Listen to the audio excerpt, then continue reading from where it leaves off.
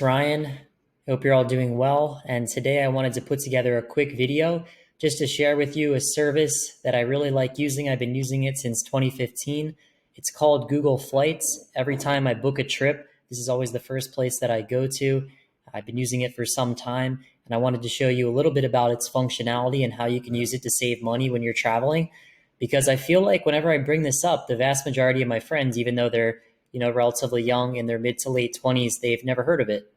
So essentially, all you need to do to get to Google Flights is type in Google Flights, click on the first thing that comes up on Google. I'm living in Panama City now, so that's showing up as the home airport. So your home airport, the airport that's closest to where you're located, will always show up first.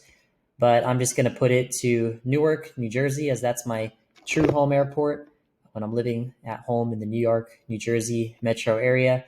So essentially, it's pretty cool. I'll actually book my trips not always based off of the destination first, but based off of where I can get the cheapest flight. And this is a great tool to be able to find that. So let's just say you want to go on a trip. You want to go from Friday, April 9th to Saturday, or no, that's too short. Friday, April 9th to Sunday, April 18th. Then you click search. This is one of my coolest, or rather my favorite cool features that Google Flights has. It pulls up a map of the world, and you can see all the amazing places that you can fly off to for that period of time. So you can see here, you can fly a round trip to Miami for $61. That's pretty nice. Boston. You can apply different filters as well. So for example, let's say you only want to see nonstop flights. That'll filter it out. We can scroll over here to Europe as well.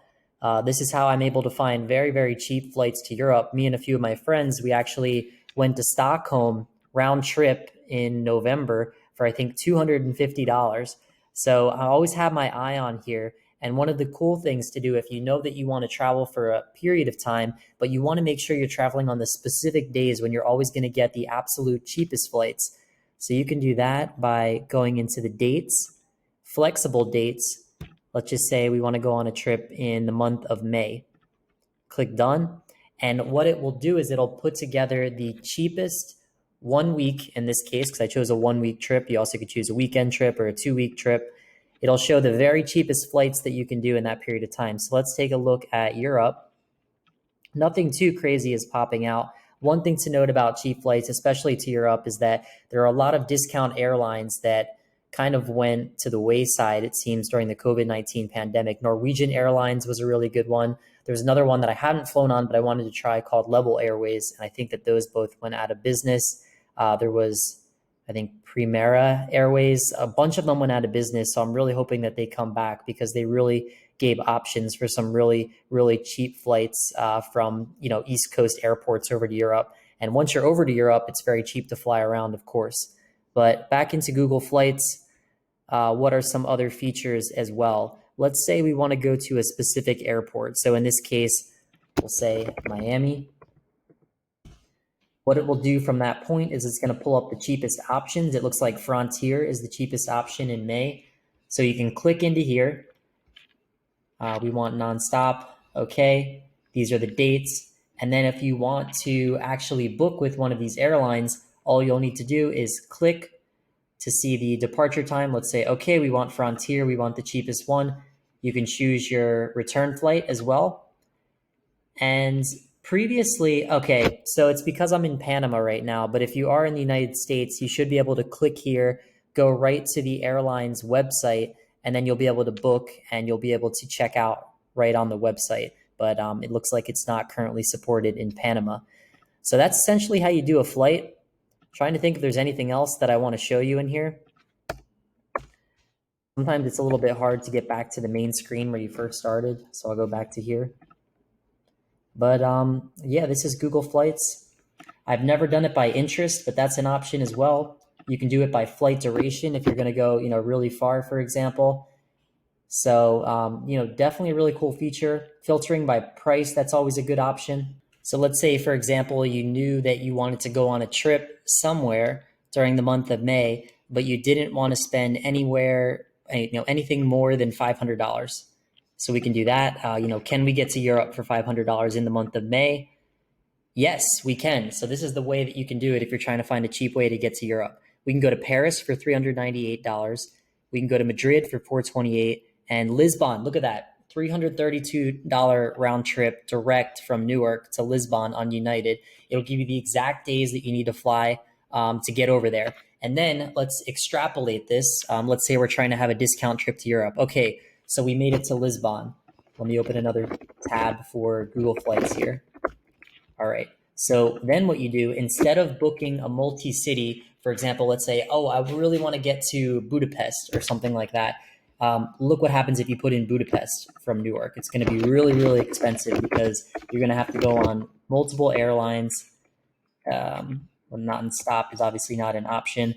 It's actually not too bad. So $647 round trip, but I think we could probably do a little bit better by going to Lisbon first. But there's probably not any direct flights from Lisbon to Budapest, but let's see.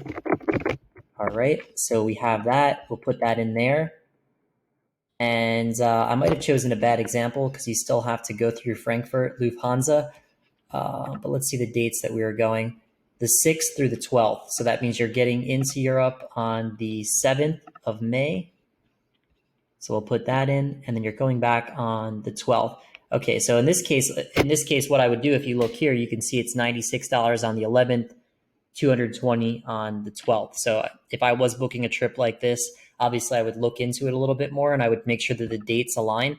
But we can get, wow, boom, this is how you do it. So you find the discount airline in Europe then at that point, okay? So we get into Lisbon at what time? Okay, so this one's not a great example. You get into Lisbon 8:20 a.m., and then you're going to be departing on Wizz Air 9:05 p.m. But you can play around with it, and you can really make it sync up. So you can do basically a round trip from the United States to Europe. Once you arrive in Europe, you do another round trip on one of those discount airlines in Europe. Wizz Air is a prime example of a great discount airline. So that's kind of how you can get to specific cities. I used it a lot in Europe. You can't really get away with it as much in Central and South America just because certain airlines really have a monopoly on South America. For example, there's like Avianca, of course, Copa Airlines, Panama's flagship airline. And I've been even trying to just plan some trips outside of Panama now that I'm living here. But right now, Copa Airlines pretty much has a monopoly on anything. So if you look, Panama City, we want to go somewhere. We can't even go anywhere in South America for $500. So we got to bump it up. And it's pretty much just direct one way, or rather round trip flights to South America, but it's all on Copa Airlines. And the way that I go, because I have to go into work in my office in New York, if you wanted to go to Panama, for example, from Newark, or rather, let's just make this New York. And you'll notice if you do that as well, that all the airports in that specific metro area are going to come up. So we're going to remove nonstop. We're going to remove the price filters. So the cheapest way that I've been doing it is with Spirit Airlines. I know that they kind of have a bad rap, but I've actually had a pretty good experience with them so far since I've been using them. So I can't make it come up right now, but I've been paying around $200 or so round trip. I leave Panama City really early in the morning, like 3 a.m., get into Fort Lauderdale at like 6 a.m., and then I make it up into New York around midday. But what you'll find is that by doing multi-city, by doing multiple round trip flights, as opposed to just point to point, you can really end up saving a lot of money. So there's a lot of ways that you can play around with this. Let me know what you guys think in the comments about Google Flights. Let me know how you use it. If you have any tips and tricks, and let me know if you guys want to see more videos about Google Flights, because I could spend hours in here. I do spend hours in here on my own, but I could spend even more time, really digging into this with you guys. If you have any examples, or if you have a specific trip that you want me to try, definitely let me know, and I can definitely try that out in Google Flights, with you guys online. So thanks for watching, guys. Be sure to leave your comments down below. I'll leave you with one final question that I'd like to get everyone's opinion on. What do you think about the transatlantic discount airliners that are no longer operating? I heard that Norwegian is not going to be coming back with transatlantic routes. It really started, I think, with WOW Airways about 7 or 8 years ago. And it's been really an amazing thing for me. And it's really enabled a lot of people to be able to travel transatlantically much more cheaply than ever before. And it really was disruptive to the industry.